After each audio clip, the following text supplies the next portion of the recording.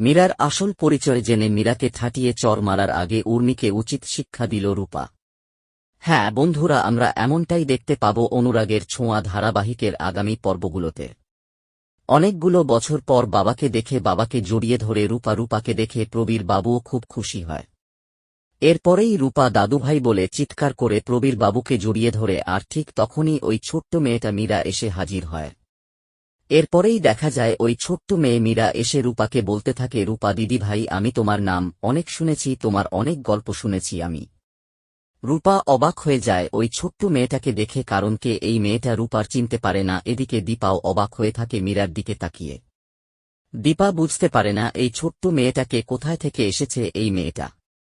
এরপরেই দেখা যায় দীপা সূর্যকে বলে, ডাক্তার বাবু ওকে সূর্য বলে, ওকে আমরা কেউ জানি না, ও কালকে এসে বলছে সে নাকি লাবণ্য সেনগুপ্ত। আর এই বাড়িটাও নাকি ওই ছোট্ট মেয়েটার। ওর নাম জিজ্ঞাসা করলেও কিছু বলছে না, তার মায়ের নাম বললেও কিছু বলছে না। এরপরেই দেখা যায় দীপা সেই ছোট্ট মেয়েটাকে জিজ্ঞাসা করে, আচ্ছা তোমার বাবার নাম কি? তখন মীরা বলতে থাকে, আমার বাবার নাম জয় সেনগুপ্ত। এই কথা শুনে প্রচণ্ড ক্ষেপে যায় উর্মি।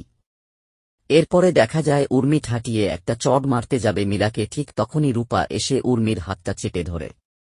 এরপরে রূপা উর্মিকে বলতে থাকে, কাকিয়া তুমি এতটুকু ছোট্ট বাচ্চা গায়ে হাত তুলতে যাচ্ছ?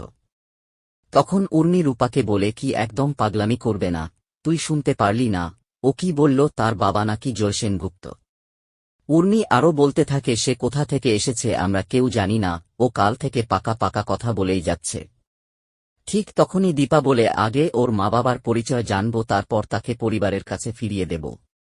তো বন্ধুরা, তোমরা তো এটাই চাও এভাবেই যেন উর্মিকে উচিত শিক্ষা দিয়ে মীরাকে রক্ষা করে। কমেন্ট করে জানিয়ে দাও তোমাদের মতামত। অনুরাগের ছোঁয়া ধারাবাহিকের লেটেস্ট আপডেট সবার আগে পেতে আমাদের চ্যানেলটি সাবস্ক্রাইব করে রাখুন। ধন্যবাদ।